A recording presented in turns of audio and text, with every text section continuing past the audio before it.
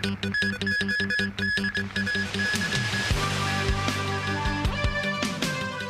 government stands to make over $1.7 billion from waste charging scheme. Fatal accident in hospital related to failure to input doctor's instructions. And over 108 seekers in Gaza are killed in Israeli attack.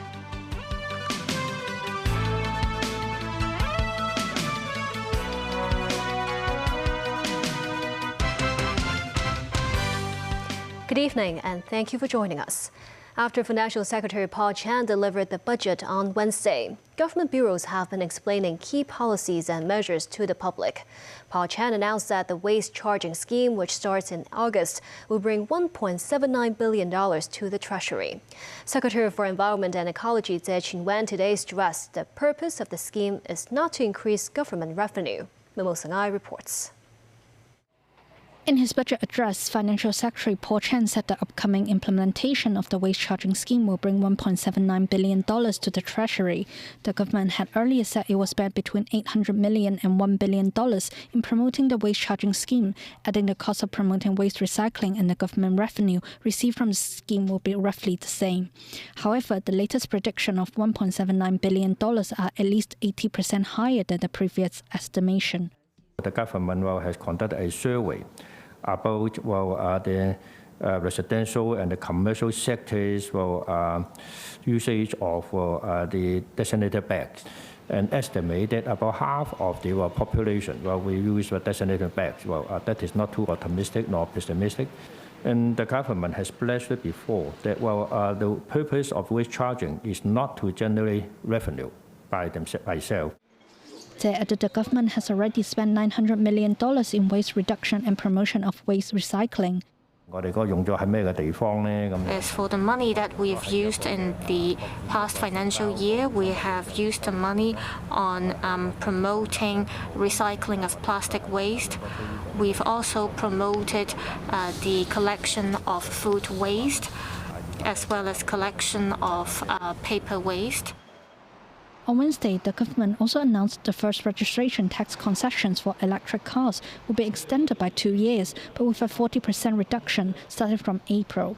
The Environment Secretary said such a policy is not unique to the city and will not decrease the appetite of residents for buying electric vehicles, as they will be able to save a lot of money in fuel costs. News 9, TVB News. To attract more tourists to the city, the budget has proposed holding monthly fireworks and drone shows. In a press conference today, Secretary for Culture, Sports and Tourism Kevin Yeung said they will be complemented by a range of retail, hospitality and catering services, as well as festivals for visitors to have a fuller Hong Kong experience. Starting in the second quarter of this year, Victoria Harbour will stage a monthly pyrotechnic and drone show. But there are concerns these spectacles, some costing $1 million per show, might not be enough to entice tourists to the city. Secretary for Culture, Sports and Tourism Kevin Yeung said the nighttime shows will help attract overnight tourists instead of just day trippers. It will be combined with other tourist attractions like other major activities, as well as at certain festival seasons, so that when tourists come, they have a fuller experience of Hong Kong. And that will, of course, in the long term, bring economic benefits to Hong Kong. The tourism board added the shows can enhance the city's night vibes. Travel tourism and also dining sectors, there are more to offer in the evening. So I think they would also need to put in their effort. So I think that is a coordinated effort for everyone. As to whether the 3% hotel accommodation tax that's set to take effect January 1st next year runs counter to measures to boost tourism, Kevin Yeung said it won't dampen travelers' interest in Hong Kong. That's because the tax only accounts for around 1% of their expenses in Hong Kong, Yeung said. In the same press conference, Under Secretary for Commerce and Economic Development Bernard Chan said more effort will be dedicated to building Hong Kong's trade network in the Middle East. Just as Financial Secretary Paul Chan earlier revealed, the Commerce and Economic Development Bureau today said the government is considering establishing the economic and trade offices in Riyadh, Saudi Arabia and Kuala Lumpur, Malaysia, as well as setting up consultant offices in Egypt and Turkey. An 89-year-old patient at United Christian Hospital died allegedly after choking on his own vomit. Following investigations, the hospital discovered a nurse's oversight in the electronic record protocol after the nurse failed to input the doctor's instructions to check on the patient's vital signs regularly. The 89-year-old patient had multiple chronic illnesses, including diabetes. He was admitted to the emergency ward last month after running a fever and vomiting. The next day, the patient was transferred to the emergency ward in the internal medicine department. When his vital signs were checked, his condition was stable and remained so when nurses injected antibiotics and helped him take oral medicine from the afternoon to the evening. At 5 a.m., the patient was conscious when a ward assistant helped him turn over. After around half an hour, however, the patient stopped breathing and had no pulse, a nurse found while doing her ward round. There was vomit next to his bed. The patient was certified dead after resuscitation attempts failed. Initial investigation suggests he might have choked to death on his vomit. More probes from the hospital later found a nurse failed to follow a doctor's instruction to input the man's vital signs into a system, including blood pressure that should be checked every 4 hours. The registered nurse in question has more than 10 years' experience and is now on leave. For this single point that the nurse actually have not entered into the system, probably because of the busy work, the nurse have to deal with several jobs together, and maybe we can really say this is she just forget to do this job. The hospital added there are multiple signs to gauge the patient's condition, including his reactions and blood test reports. Having apologized to the family of the deceased, the hospital believes not inputting the records is not directly linked to the patient's death. But it admits the incident is not ideal and will establish an investigative committee to find out the cause of the procedural lapses and ways to improve the situation. Aid agencies have called for an independent investigation after at least 112 aid seekers were killed when Israeli troops fired on a large crowd of Palestinians at an aid convoy in Gaza City. Gaza's Hamas-run health ministry said the Israeli army committed a massacre. Israelis said they did so after the crowd approached in a threatening way. This report from NBC News. Bodies carried away on donkey carts after a deadly encounter while Palestinians gathered to receive humanitarian aid. But how it happened is in dispute. Our camera crew was there before 4 a.m. as hundreds of people came to the Gaza coast, waiting desperately for the delivery of food. Israel's military saying this drone footage was taken soon after, showing a crowd surging around aid trucks. A Palestinian eyewitness tells NBC News Israeli forces started firing at people gathering in front of a checkpoint before the trucks arrived and kept shooting later as the crowd rushed towards the aid. The Hamas-run health ministry says more than 100 people were killed, hospitals flooded with gunshot victims. But Israel's military saying many died not from Israeli bullets, but in a stampede around the trucks, and that Israeli troops only opened fire later at a specific group threatening their position. Do you have any evidence to support your claim that this crowd posed a threat to Israeli troops? If you approach armed soldiers in a war zone and there is a threat and they fire warning shots in the air, the best thing to do is to turn around and walk away. And tonight, the UN warning that 1 in 4 Gazans are just a step away from famine. Musa is 6 months old, barely older than this war, but in his tiny body, signs of a short life with little food. In a sense, he's lucky. Doctors say 8 other children died this week from malnutrition and dehydration, all at this one hospital. Not far away, Samia El-Masri trying to feed her kids by frying pancakes out of barley feed meant for donkeys. Her children dodging bullets to find firewood. Words can't describe the tragedy we're living in, she says. Israel's latest attack has been condemned by United Nations Secretary General Antonio Guterres, as well as by countries such as Turkey, Saudi Arabia, Egypt, and Jordan.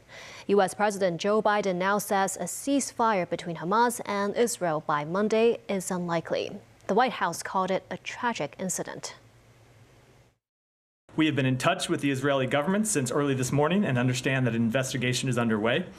We will be monitoring that investigation closely and pressing for answers. 2 things are clear. One, just from the aerial footage, you can look at that and right away conclude the situation is incredibly desperate, that people are swarming these trucks because they're hungry, because they need food, because they need medicine and other assistance.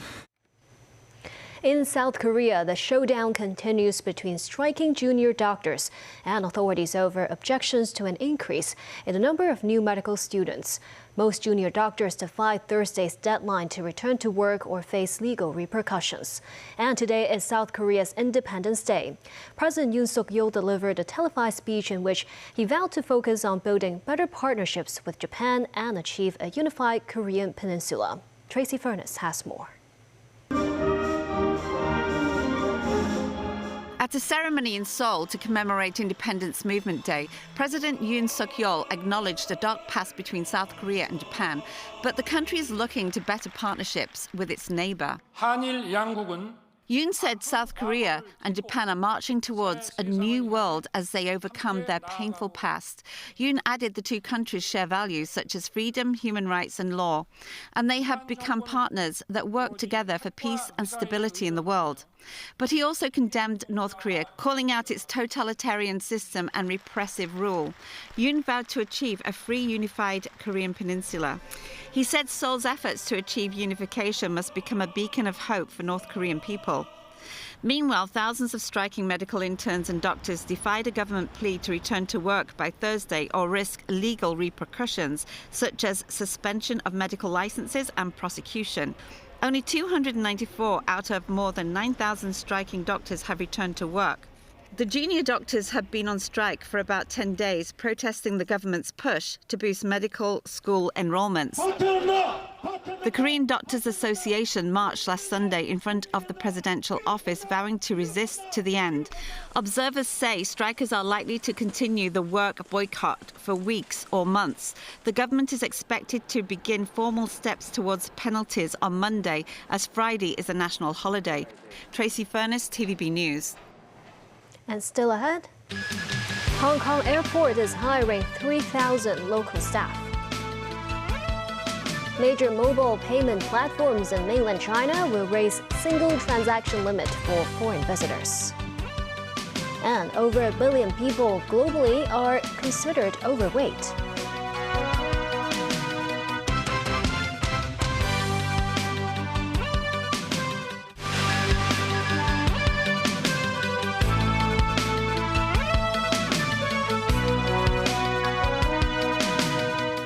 Welcome back. Financial Secretary Paul Chan said the government is committed to carrying on with the Chow Artificial Islands project, even though its rollout will be delayed. With a price tag of $580 billion, the government's Chow Artificial Islands project was proposed by the previous administration. Reclamation work was originally slated to begin in late 2025, but the timeline is set to be delayed given more than $1,000 billion of budget deficits. Speaking on a phone-in radio program today, Financial Secretary Paul Chan explained the pushback. How to put this forward, including private investments or subcontracting the whole project to private consortiums. That is an idea. If we are going to go down that route, it may not cost that much in terms of government spending. But on the other hand, we want to have certain control over the land supply, say, for example, in this new created area. A caller also expressed concerns the budget did not help the middle class.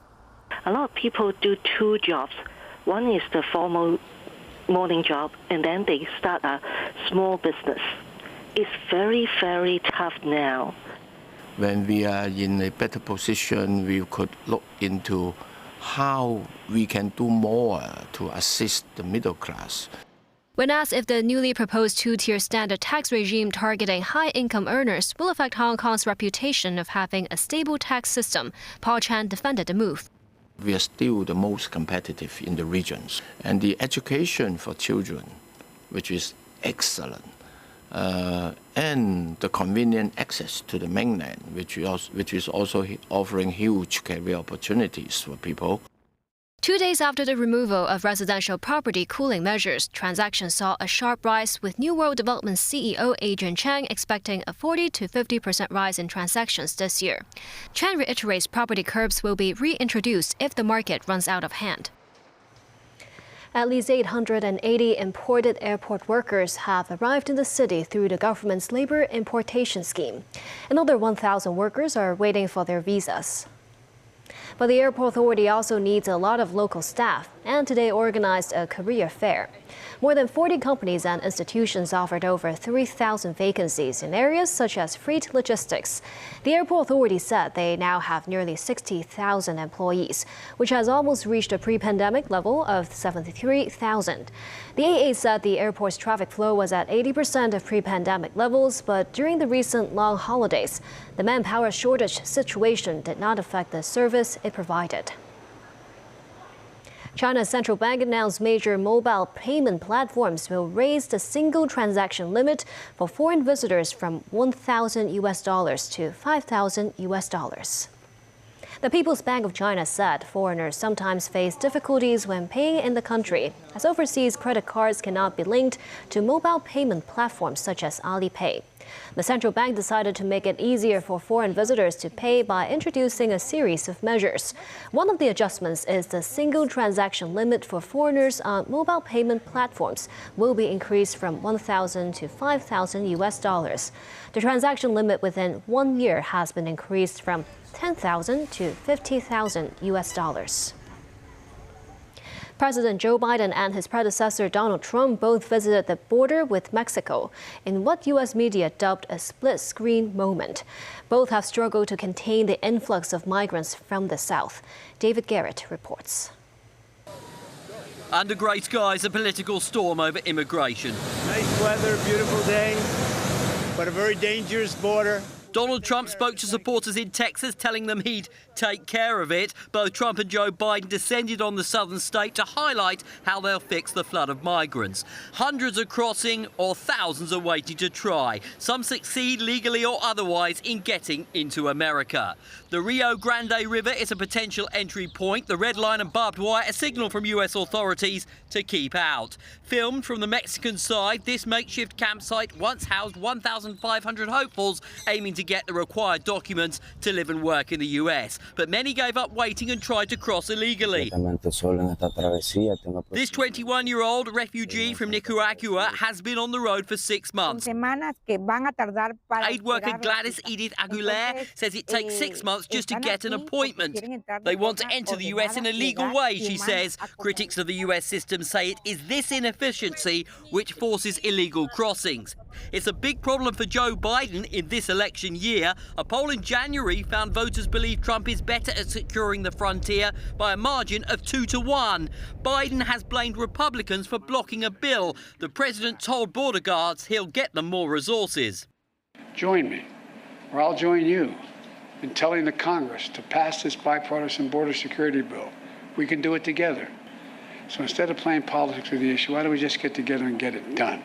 This is a Biden invasion. It's allowing thousands and thousands of people to come in from China, Iran, Yemen, the Congo, Syria, and a lot of other nations. Many nations are not very friendly to us.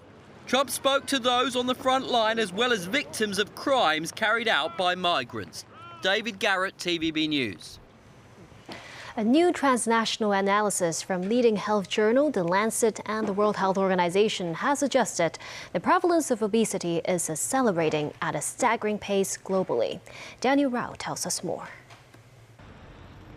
More than 1 billion people globally are now considered obese, a condition linked to an increased risk of serious health problems, according to updated estimates from the World Health Organization and an international group of researchers. The updates are the first from the team since 2017 and were compiled by more than 1,500 scientists in the Non-Communicable Disease Risk Factor Collaboration. At that point, around 774 million people above the age of 5 were estimated to be living with obesity, a similar proportion, around 1 in 8 people, as the new figures. The paper said obesity rates for adults more than doubled between 1990 and 2022, and more than quadrupled among children and adolescents aged 5 to 19. Over the same period, the proportion of girls, boys and adults considered underweight fell by a fifth, a third and half respectively. The findings, considered among the most authoritative of independent estimates, are based on data from more than 220 million people in more than 190 countries. While being underweight is becoming less common globally, in many countries it remains a significant issue, leaving increasing numbers of nations facing what is known as the double burden of malnutrition. Majid Izzati, senior author of the paper published in The Lancet and a professor at Imperial College London, said a staggering number of people are now living with obesity. Izzati said countries with the highest combined rates of underweight and obesity in 2022 were island nations in the Pacific and the Caribbean, and countries in the Middle East and North Africa. He stressed the need to take action to combat the trend. The pace of it is shocking, and it really means that both those macro policies of poverty and cost of food and the very specific actions like school meals and targeted healthy food assistance should really be a priority, a major priority. World Health Organization Director General Dr. Tedros Adhanom Ghebreyesus said implementing measures such as taxes on high sugar products and promoting healthy school meals were needed to help tackle obesity rates. Dan Roll, TV News. And that's the news. Thank you for watching.